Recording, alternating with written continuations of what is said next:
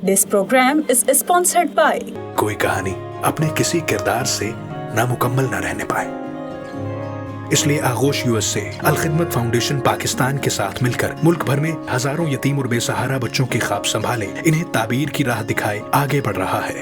एक कहानी का ताना बाना फिर से वही जुड़ गया है। सिर्फ $30 माहाना से आप भी इस खिदमत का हिस्सा बन सकते हैं।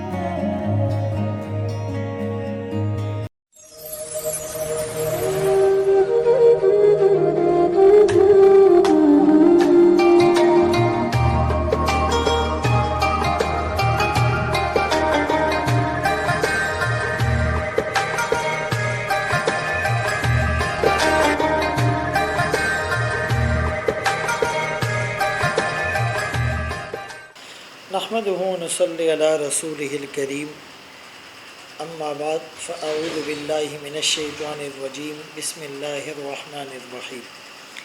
अल-यौम अकमलतु लकुम दीनकुम व अतममतु अलैकुम निअमती व रज़ीतु लकुमुल इस्लाम दीना। सदक़ल्लाहुल अज़ीम।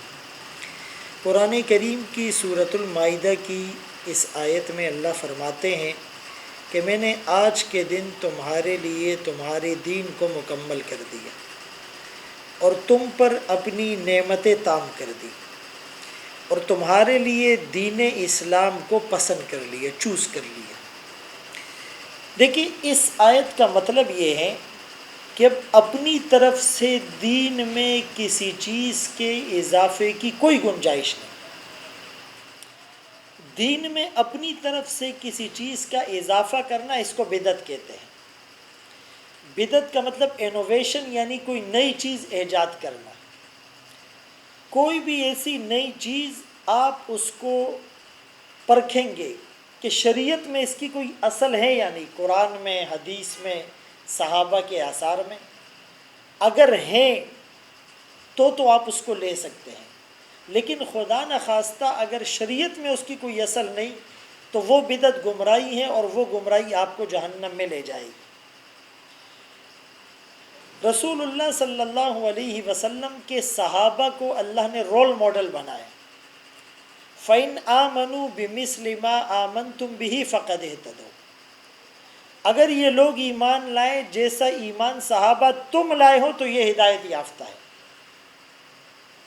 और रसूलुल्लाह सल्लल्लाहु अलैहि वसल्लम ने एक मौके पर ख़ुद कहा कि भाई, तुमने जो मतमे नज़र बनाना है, तुम्हारा जो फोकस है वो ये हो कि मा अना अलैहि वअस्हाबी, हर काम जिसको मैंने किया, मेरे सहाबा ने किया, जिस तर्ज पे, जिस नहज पे किया, उसी तर्ज पर करोगे तो कामयाब है, एक्सेप्टेड है, वरना तो उसको रिजेक्ट कर दिया जाएगा। जैसे शहर में सलाटर हाउस बने होते हैं, वहाँ पर जानवर ज़िबा होते हैं, फिर उनके गोश्त को पूरे शहर में उसकी सप्लाई और तरसील होती है। तो अगर कहीं पर पुलिस उस गाड़ी को रोक ले कि भाई ये गोश्त हलाल है, हराम है, ताज़ा है, बासी है, बीमार जानवर का है या सेहतमंद जानवर का है, तो वो उस पर एक स्टैम्प देखते हैं जो सलाटर हाउस की तरफ से लगी होती है। अगर वो स्टैम्प लगी होती है, उसमें उसकी वैलिडिटी, एक्सपायरी, सारी चीज़ें मेंशन होती है, तो उनको अलाउ करते हैं। लेकिन अगर उस पर स्टैम्प ना हो तो उसको ज़ब्त कर लिया जाता है। बिल्कुल इसी तरह क़यामत के दिन मैदान महशर में जब आमाल पेश होंगे तो कंसीडर किया जाएगा, अगर उस पर सुन्नत की स्टैम्प होगी तो वो एक्सेप्टेड होंगे, उसको कबूल किया जाएगा। और अगर उस पर सुन्नत की मोहर नहीं होगी, उसमें बिदअत होगी, उसमें रिया होगी, उसमें दिखलावा होगा, उसमें मिलावट होगी, तो फिर उसको रिजेक्ट कर दिया जाएगा। तो ये जो सुन्नत और बिदअत है, इसके फ़र्क को मलहूज़े नज़र रखा जाए। और सुन्नत हर वो चीज़ जिसकी शरीयत में हमें असल मिल रही हो और वो शरीयत से मुतसादिम ना हो, शरीयत से वो मुखालिफ ना हो। और उसके लिए सबसे बेहतरीन हमारे पास जो आइडियल हैं वो सहाबा इकराम रज़ी अल्लाह अन्हुम की जमात है। कुरान करीम की ایک آیت میں اللہ فرماتے ہیں کہ اگر تمہارا کوئی عمل سنت کے خلاف ہوگا فَجَعَلْنَاهُ هَبَاءً مَنْثُورًا، ہم اسے یعنی ریت کے ذرات کی طرح ہوا میں اڑا دیں گے، تحلیل کر دیں گے، اس پہ کوئی اجر ایوارڈ اور ریوارڈ نہیں ملے گا۔ اور ایک موقع پر فرمائے ظل سعیہم فی الحیات الدنیا وہم یحسبون انہم یحسنون صنعا، ان کی کوششیں رائگاں چلی جائے گی، وہ تو دنیا میں سمجھتے تھے ہم بڑا اچھا کام کر رہے ہیں، لیکن وہ در حقیقت اچھا کام نہیں ہوگا، بلکہ وہ تو ان کے لیے تباہی اور وبال کا سبب بن جائے گا۔ اسی لیے یہ جو سنت اور بدعت کا فرق ہے اس کو بہت غور سے دیکھا جائے، اور ایک ہے اتباع، ایک ہے ابتداء۔ اتباع کہتے ہیں پیچھے چلنا، کسی کو فالو کرنا، اور ابتداء کہتے ہیں دین میں اپنی طرف سے نئی بات اور نیا اضافہ کرنا۔ یہی وجہ ہے کہ صدیق اکبر رضی اللہ عنہ فرمانے لگے انی متبع ولیس بمبتدع، میں اتباع کرنے والا تو ہوں، دین میں بدعت اور نئی چیزیں ایجاد کرنے والا نہیں ہوں۔ رسول اللہ صلی اللہ علیہ وسلم نے فرمایا من احدث فی امرنا ھذا ما لیس منہ فہو رد، جس نے ہمارے دین میں ایسی بات نکالی جو اس میں نہیں تھی وہ مردود ہے۔ یعنی قیامت کا دن ہوگا، میدان محشر ہوگا، اور امت کی لائن لگی ہوگی حوض کوثر پر، آقا کے مبارک ہاتھوں سے چھلکتے جام پینے کے لیے لوگ کھڑے ہوں گے، تو آقا دیکھیں گے کہ کچھ لوگوں کو فرشتے اس لائن سے نکالیں گے دھکے دے کر، تو آقا پوچھیں گے یہ تو میرے امتی ہیں، انہیں لائن سے کیوں نکالا جا رہا ہے؟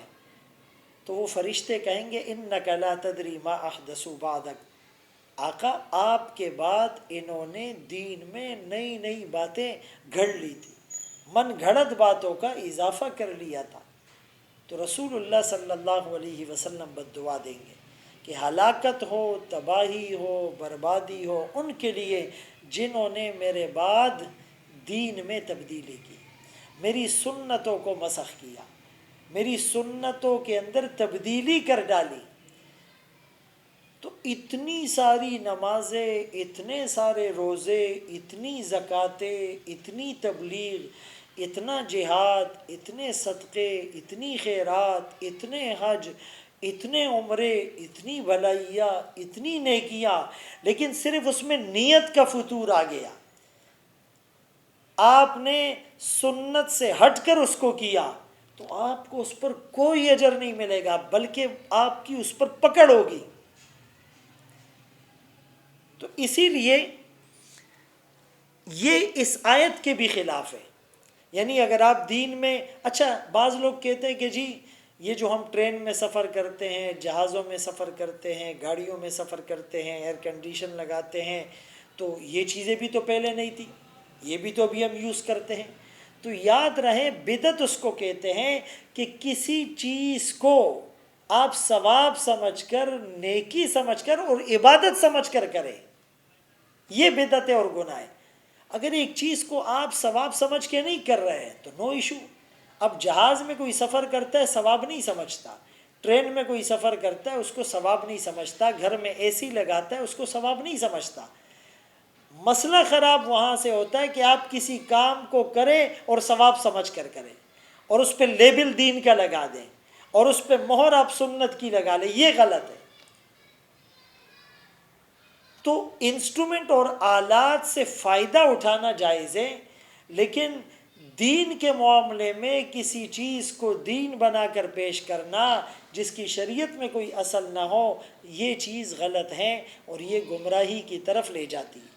شر الامور محدثاتها، سب سے برا کام دین میں نت نئی باتوں کا اضافہ کرنا۔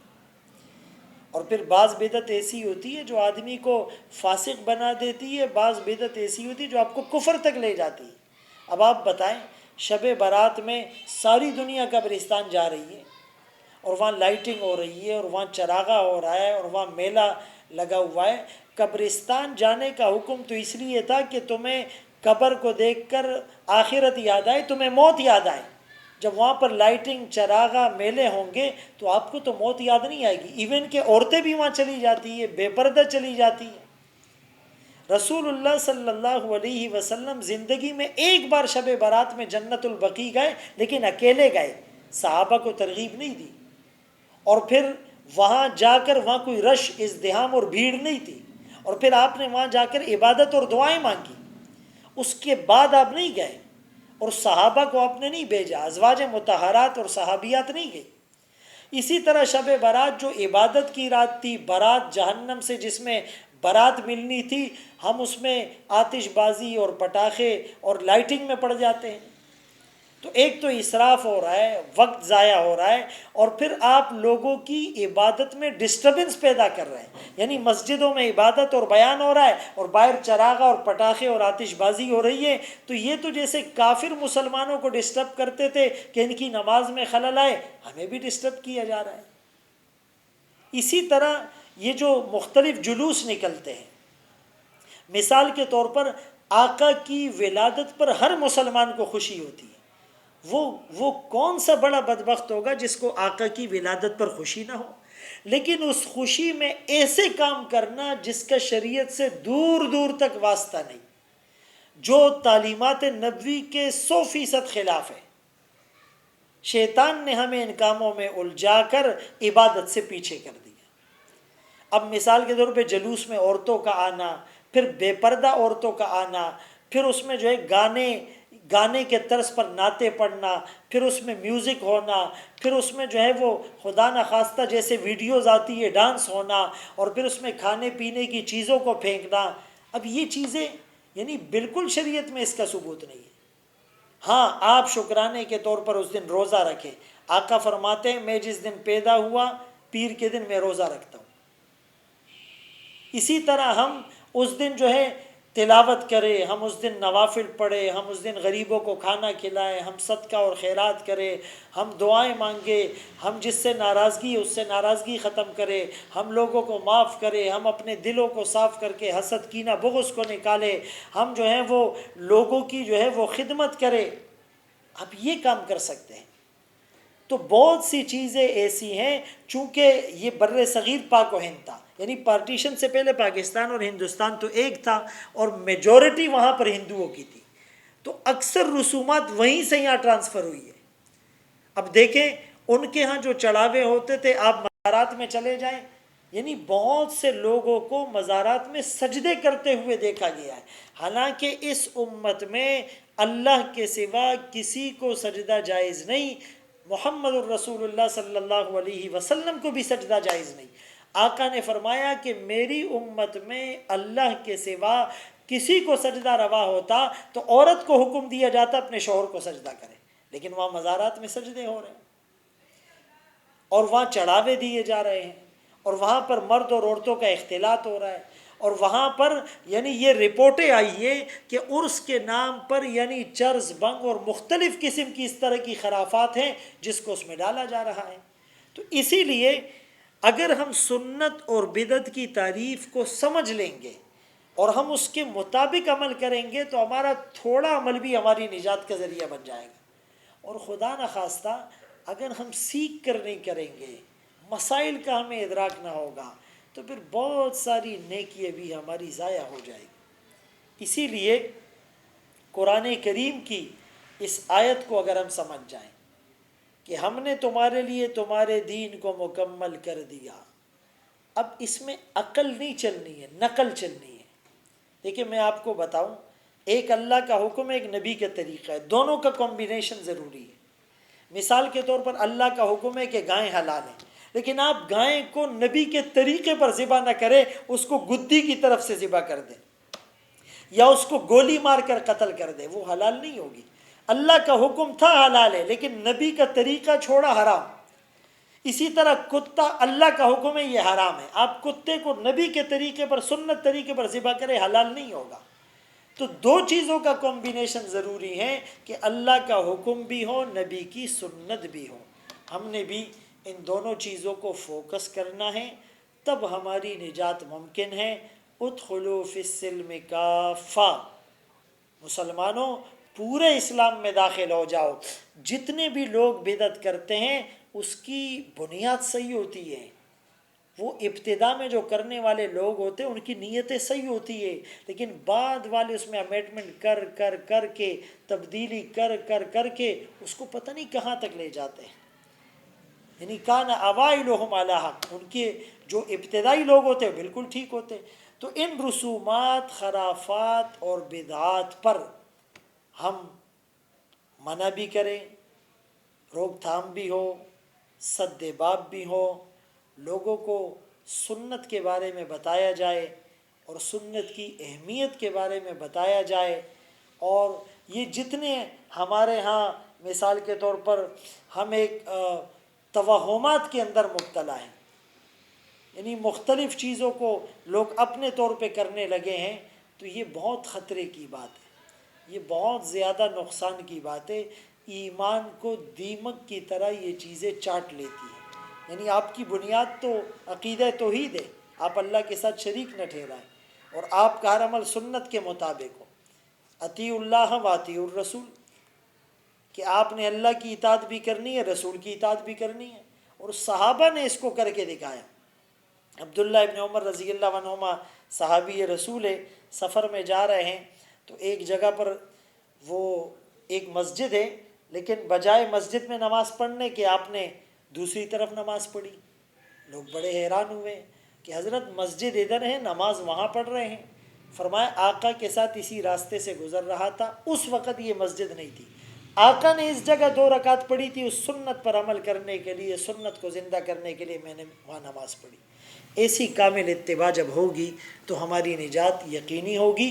مومن جو فدا نقش کفے پائے نبی ہو زیر قدم آج بھی عالم کا خزینہ، گر سنت نبوی کی کرے پیروی امت، طوفان سے نکل جائے گا پھر اس کا سفینہ۔ اللہ ہم سب کو ان باتوں پر عمل کی توفیق نصیب فرمائے۔ وآخر دعوانا ان الحمد للہ رب العالمین۔